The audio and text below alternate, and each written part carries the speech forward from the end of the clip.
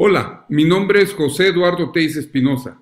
Esto es Charlas de Amparo y bienvenido a la actualización jurisprudencial de este viernes 13 de julio de 2018.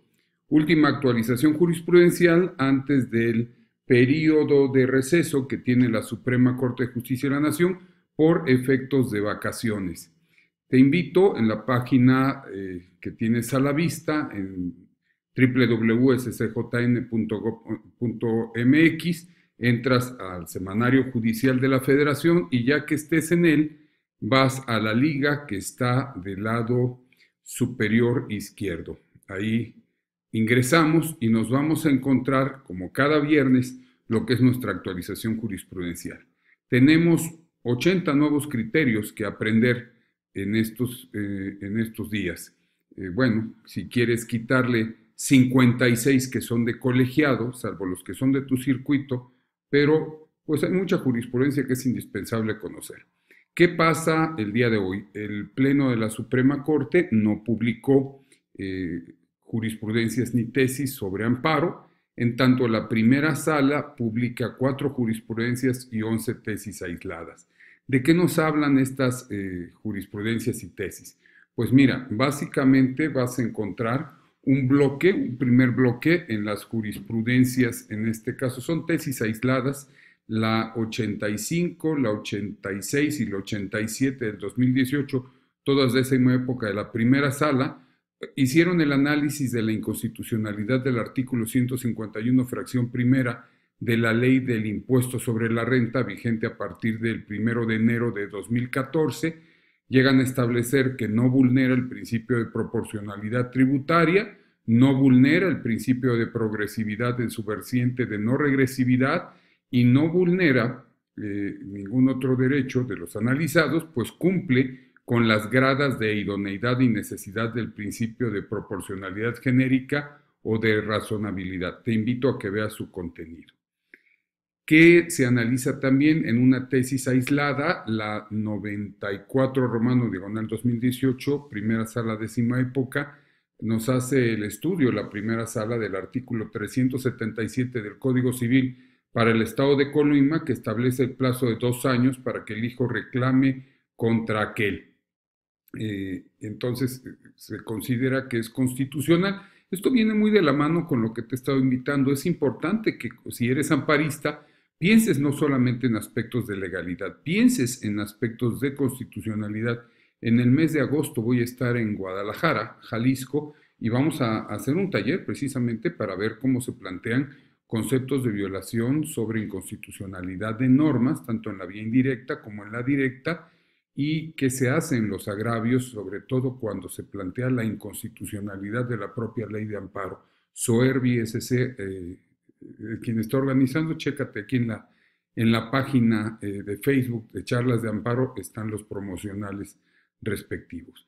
¿Qué más podemos ver? La preclusión en amparo directo. Este análisis del artículo 107, fracción tercera, inciso A, de la Constitución Política de los Estados Unidos Mexicanos, respecto a si las violaciones procesales que no se indicaron en un anterior amparo ya no pueden hacerse valer en un siguiente amparo, a diferencia de las violaciones contenidas en las sentencias mismas. La Corte también ya lo estudia y nos dice que es correcta esta distinción y nos da las razones y por qué. En la jurisprudencia 19 del 2018, la primera sala establece que el Poder General, para actos de administración, su otorgamiento no lleva implícitas las facultades que son propias del Poder General para pleitos y cobranzas, pues no existe entre ellos una gradación o jerarquía, se tratan de 2 supuestos diferentes. Ve la importancia de conocer la jurisprudencia, a lo mejor tienes un asunto así y con esta jurisprudencia vas a encontrar la respuesta. Después viene un bloque de tesis aisladas que son la 91, 92, la 89, la 90, todas del 2018, primera sala, donde se hace el análisis de la constitucionalidad del artículo 90, fracciones segunda y cuarta de la Ley de Propiedad Industrial, cuando establece este artículo 90 la imposibilidad de registrar determinadas o como marcas, determinados nombres técnicos o de uso común. Te invito a que los leas porque la Corte dice que no vulnera el principio de exacta aplicación de la ley, no vulnera las bases constitucionales del sistema de protección de los derechos de exclusividad en materia de propiedad intelectual, no vulnera el derecho de fundamentación y motivación legislativa y con eso pues hace todo un estudio. Hay una jurisprudencia que te invito de verdad a que la examines, sobre todo si estás planteando aspectos relacionados con igualdad y discriminación. En esta jurisprudencia, la 44 del 2018 de décima época de la primera sala, nos hace referencia a cuál es la metodología cuando se estudian este tipo de casos. Entonces vamos a abrirla esta, mira, en este momento la abro, esta 44 del 2018, y nos va haciendo el análisis de cómo se necesita transitar por tres ejes, que son la necesidad de adoptar ajustes razonables, la adopción de medidas especiales como son las acciones afirmativas, el análisis de actos y preceptos normativos, y en fin, nos da toda una técnica que es por demás importante que la conozcamos para efecto de que al tenerla a la vista podamos hacer el análisis cuando plantees a través de conceptos de violación que se transgrede el derecho humano a la igualdad o a la no discriminación. Eso, insisto, está en la jurisprudencia 44 del 2018. En la jurisprudencia 43 del 2018 se establece el análisis de la constitucionalidad del artículo 1084, fracción cuarta del Código de Comercio, que establece el pago de costas a quien fuere condenado por dos sentencias conformes de toda conformidad, no viola el derecho de acceso a la administración de justicia. En tanto, en la tesis aislada 93 romano del 2018, la cancelación del registro marcario, el artículo 153 de la Ley de Propiedad Industrial que la regula, respeta los principios de legalidad y seguridad jurídica. Oiga, pues es que no llevo de ese tipo de asuntos, ¿qué tiene que ver conmigo? Pues tiene que ver todo, porque si bien es cierto, a lo mejor no son aplicables a los casos específicos que tienes, pero aquí ves la técnica, ves el aspecto temático que la Corte está abordando en cuanto a cuándo sí se viola y cuándo no se violan derechos humanos por normas generales. En tanto, en la tesis 88 romano diagonal 2018, la Corte establece competencia por razón de territorio, el artículo 23 del Código Federal de Procedimientos Civiles que prevé que es prorrogable por mutuo consentimiento de las partes, expreso o tácito, no vulnera el principio de seguridad jurídica. Como ves, otro tema de constitucionalidad. Hay una tesis, que es en este caso el 84 romano diagonal 2018, en donde lo que se establece es qué sucede en estas demandas de amparo directo en materia penal si se presenta la demanda en la primera hora hábil del día siguiente al del vencimiento del plazo, si con motivo del horario de labores de la autoridad responsable se restringieron las 24 horas, la legislación de la Ciudad de México.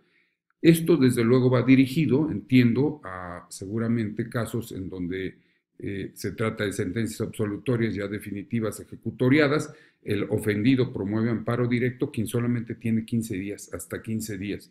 Si se tratara, en este caso, del sentenciado y fuera condenatoria, se tienen hasta 8 años, consecuencias deben de ser vinculadas con el ofendido. Estos son los precedentes o las jurisprudencias de lo que es la primera sala.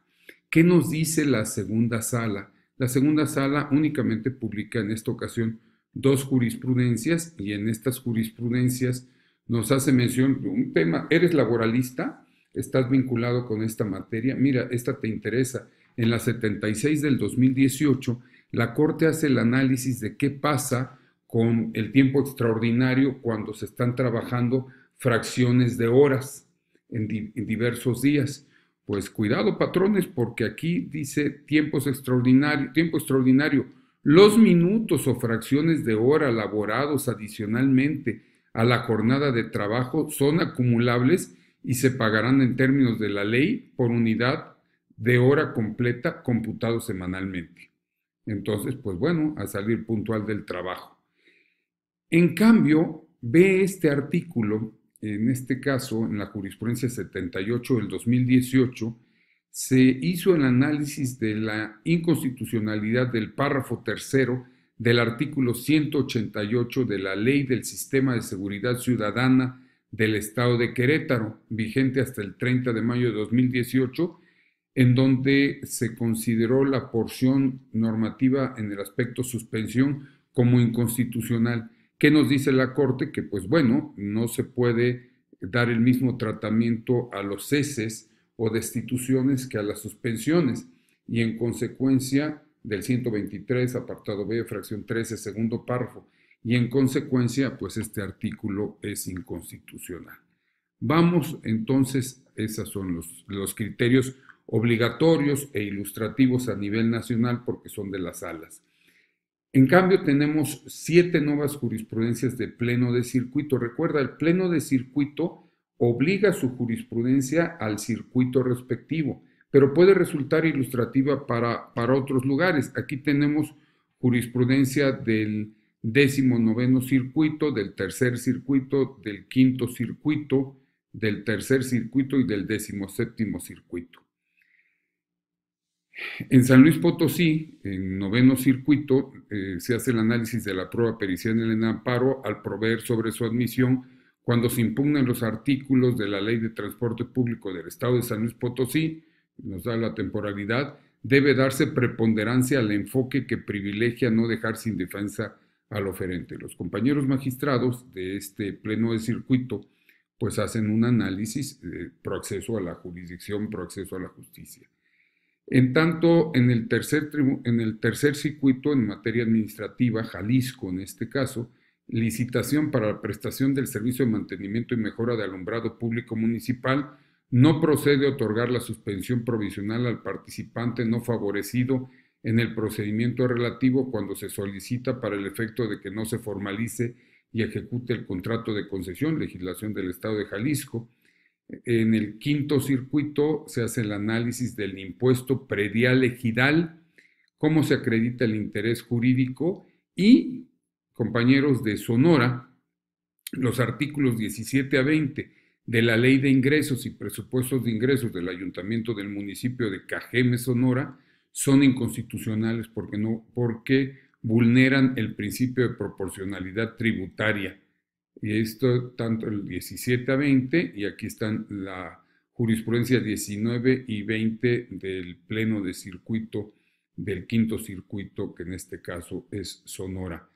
En las otras restantes jurisprudencias de pleno de circuito, los conceptos de impugnación en sede contenciosa administrativa federal, en que se apoya en la negativa lisa y llana de la existencia de trabajadores durante el tiempo por el que se determinó un crédito fiscal, es de estudio preferente con relación al otro, dice, en relación con el otro, consistente en la falta de motivación del acto impugnado por no precisar el nombre de los trabajadores, técnica en cuanto a preferencia de estudio de conceptos de anulación.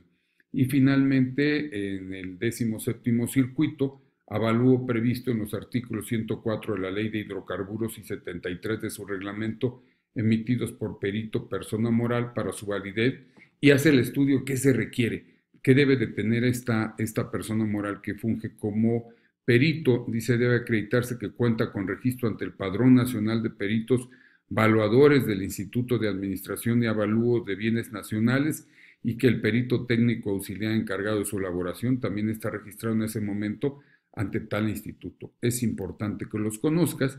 Checa, te puede servir para cuando hagas el cuestionamiento de los alcances de una prueba pericial. Vamos finalmente a la parte correspondiente a los tribunales colegiados. He visto con mucha frecuencia, sobre todo en los abogados jóvenes, en los estudiantes, que normalmente hacen el estudio al revés, primero se van a las de colegiado y como que soslayan las de la corte. No, acuérdate, las de la corte son obligatorias en todo el territorio nacional cuando son jurisprudencias. Ve al 217 primer párrafo de la Ley de Amparo, ahí lo dice. Luego las de plenos de circuito solamente en esa demarcación territorial, y las de tribunales colegiados solamente en ese circuito. Acuérdate, tenemos 32 circuitos. Eso lo hemos visto en algunas otras charlas. Los tribunales colegiados de circuito pues emitieron 56 criterios, 4 jurisprudencias, 52 tesis aisladas. Te invito a que la analicen.